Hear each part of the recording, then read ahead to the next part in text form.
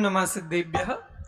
आदरणीय अध्यक्ष महोदय, सम्माननीय विद्वान एवं उपस्थित सभासद, समय की मर्यादा को देखते हुए संक्षेप में अपनी बात रखने का प्रयास करूंगा। द्रव्य क्षेत्र काल भाव के अनुसार जिन दर्शन की क्या उपयोगिता है, क्या महत्व है, पहले मैं उपयोगिता पर आऊं उससे पहले जिन दर्शन क्या है इसको थोड़ा सा समझे। जैसे विवेक जी ने काफी कुछ स्पष्ट किया ही। जिन दर्शन, दर्शन माने देखना, जिनेंद्र भगवान को देखना, कि सामान्य तौर पर लगेगा कि हाँ हम गए, हमने भगवान को देखा, हमने हाथ जोड़ लिए, हो गया जिन दर्शन। कि नहीं, भगवान को देखना मात्र जिन दर्शन नहीं है, क्योंकि इस तरह का देखना तो जाने कितने लोग करते हैं, तमाम करते हैं।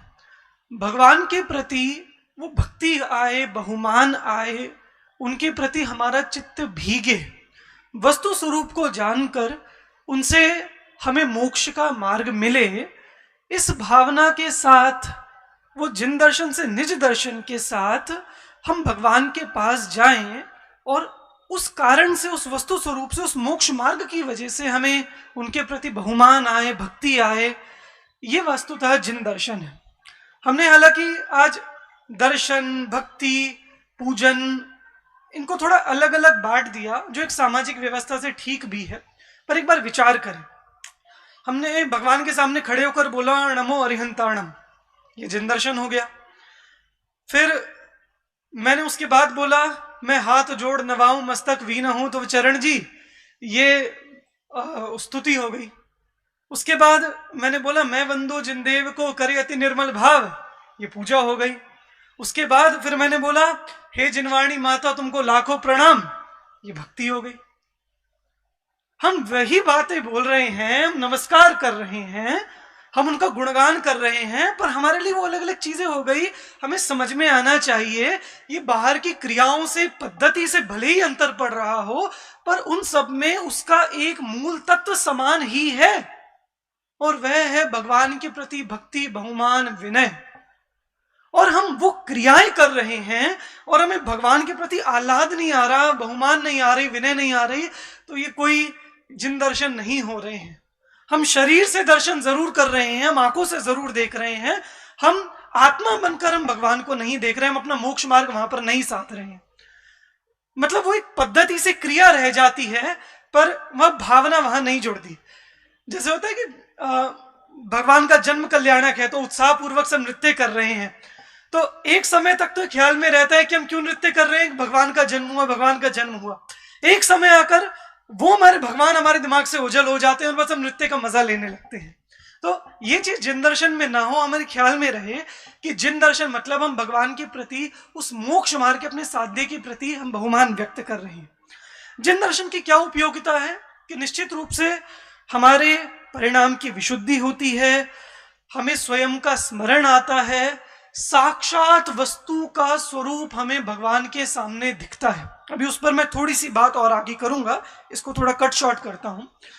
तो जो श्रावक है, जिसने वस्तु स्वरूप जाना है, पढ़ा है, सीखा है, वो भगवान के चरणों में नाक रगड़ता है, उसे भगवान सर्वे सर्वा दिखते हैं।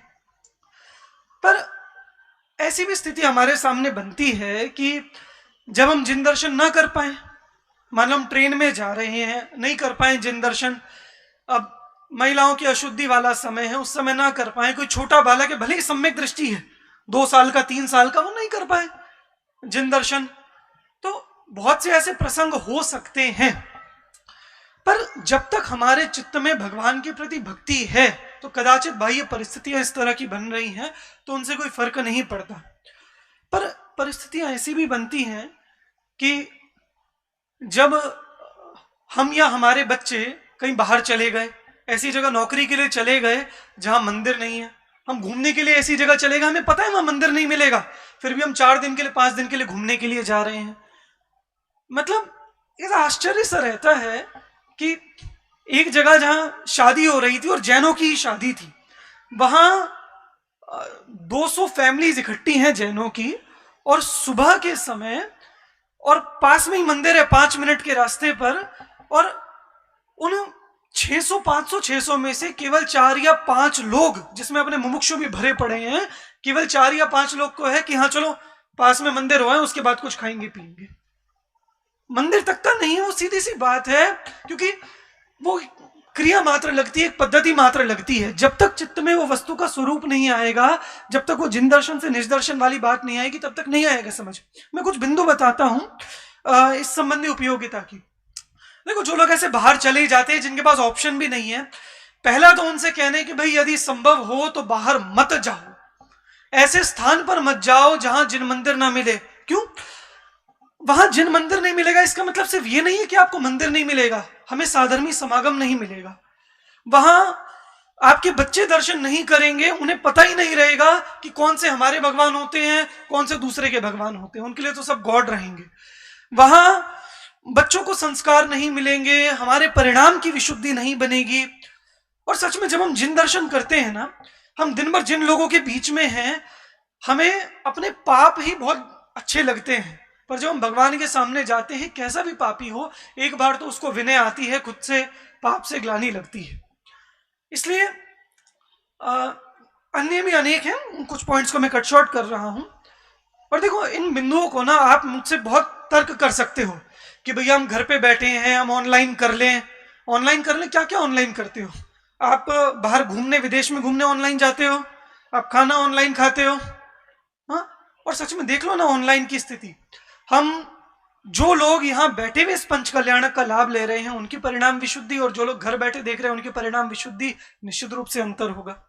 इसलिए जब तक हम साक्षात भगवान के समक्ष, और एक बार देखो तो सही, भगवान के सामने एक बार जाकर और बिल्कुल भिखारीपना छोड़कर, बिल्कुल मंगतापना छोड़कर निष्प्रह भाव से कि हे जिनदेव, हो मेरी ऐसी दशा जैसी तुम धारी, आप ही मेरे साध्य हैं, आप ही मेरे आराध्य हैं, आपके समान ही मेरी बाह्य दशा हो, आपके समान ही मेरी अंतरंग दृष्टि हो। जिनवर गुणगान अहो निज गुण चिंतन का एक बहाना है, तुम साक्षी में प्रभुवर मुझको निज शुद्धा तमको ध्याना है। और आप कितने भी कुतर्क कर लो, सच में मैं भी हार जाऊंगा आपके कुतर्कों के सामने, पर हमारा खुद का अनुभव जब तक हमारे सामने, आपको खुद लगेगा कि जब भगवान के सामने हम बैठते हैं, वस्तु स्वरूप का विचार करते हैं, तो कुछ और ही बात होती है, उनकी अंतरंग दृष्टि से कुछ और ही आभास होता है। इसलिए वे हमारे मोक्ष मार्ग के निश्चित रूप से प्रबल निमित्त हैं। इसलिए भाई, जिनको नहीं मिल रहे हो जिन दर्शन, संभव हो तो ऐसी जगह छोड़ दो, ऐसे क्षेत्र छोड़ दो, वरना अपना ही बुरा होगा। और फिर भी आप नहीं छोड़ पा रहे तो ये मत सोचना कि हमारा कल्याण रुक जाएगा, कोई बात नहीं है, बहुत मजबूरी है, नहीं छोड़ पा रहे। हम चित्त में वस्तु स्वरूप का विचार और भक्ति रखें तो निश्चित रूप से हमारा कल्याण का मार्ग यहाँ पर प्रशस्त होगा। इतनी कहकर मैं अपनी बात यहाँ पर संपूर्ण करता हूँ। धन्यवाद।